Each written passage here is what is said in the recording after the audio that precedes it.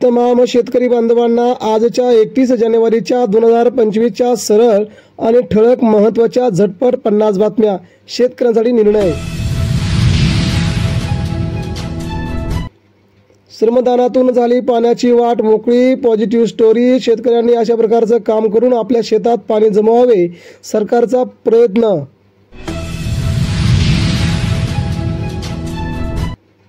रब्बी हंगामातील ज्वारी काढणीस झाली सुरुवात. पुणे विभागात 2,40,000 हेक्टरवरती पेरणी. सर्वाधिक पेरणी सोलापुरात. मागेल त्याला कांदाचा योजना राबवा. साठवणुकीचा प्रश्न मार्गी लावण्यासाठी दौंडसह पुणे जिल्ह्यातील शेतकऱ्यांची सरकारकडे एकमुखी मागणी.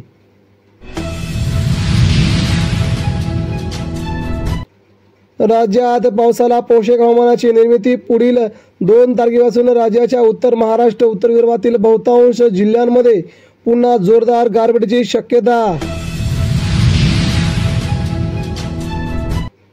सोयाबीन खरेदी केंद्रांवरती वाहनांच्या रांगाच रांगा.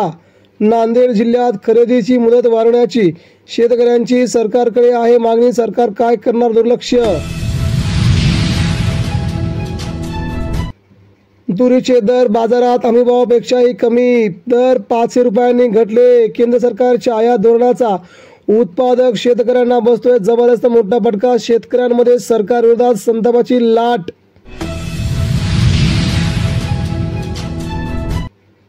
सी हेवी मॉलिसिस इथेनॉलची अल्पदरवाढ. केंद्राचा निर्णय. 1.39 रुपयांची दरवाढ. प्रति लिटर 57 रुपये 97 पैसे दर झाला अखेर निश्चित.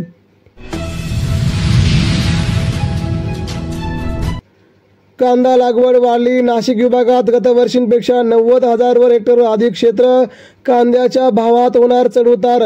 शेतकऱ्यांच्या डोळ्यात पाणी येण्याची शक्यता. दुग्धजन्य पदार्थावरील जीएसटी हटवणे आवश्यक. शेतकऱ्यांना दुधासाठी 5 रुपये अनुदान द्या. सरकारकडे शेतकऱ्यांची एकमुखी मागणी.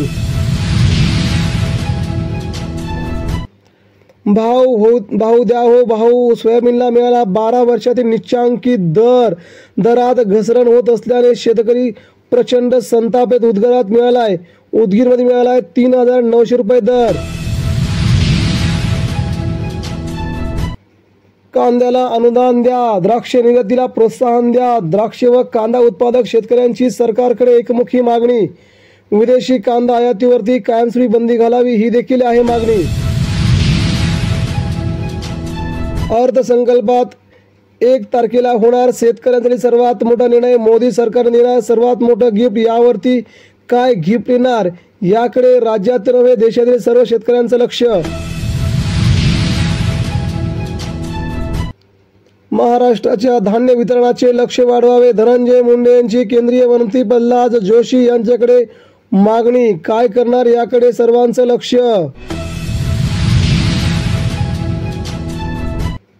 नागरिकांचे प्राण परत येणार आहेत का? संजय राऊत यांची टीका.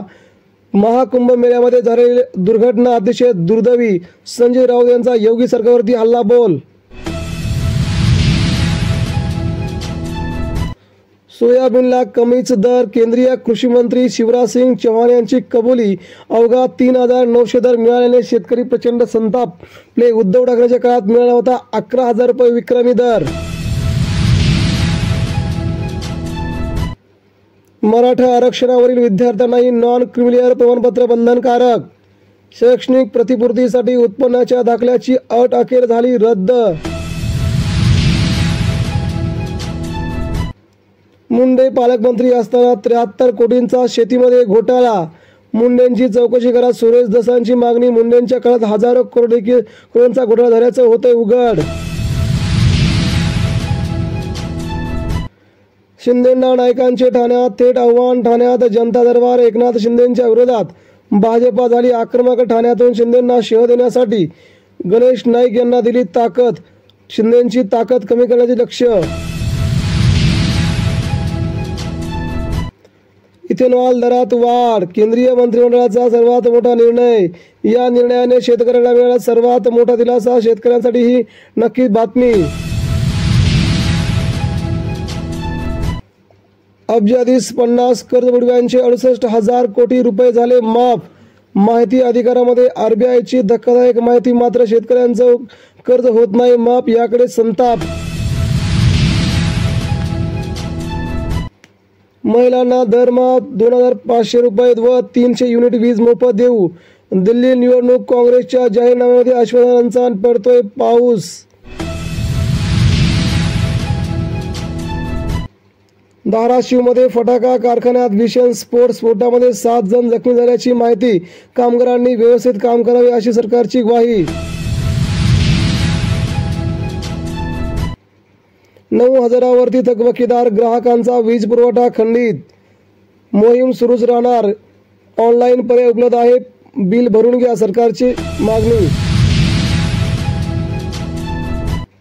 निवडणुकीच्या गडबडीत अतिवृष्टीची 308 कोटी भरपाई देण्याकडे दुर्लक्ष. सरकार कधी पैसे देणार याकडे धाराशिवसह मराठवाड्यातील जिल्ह्यातील शेतकऱ्यांचे आहे लक्ष. लवकरच होणार कारवाई.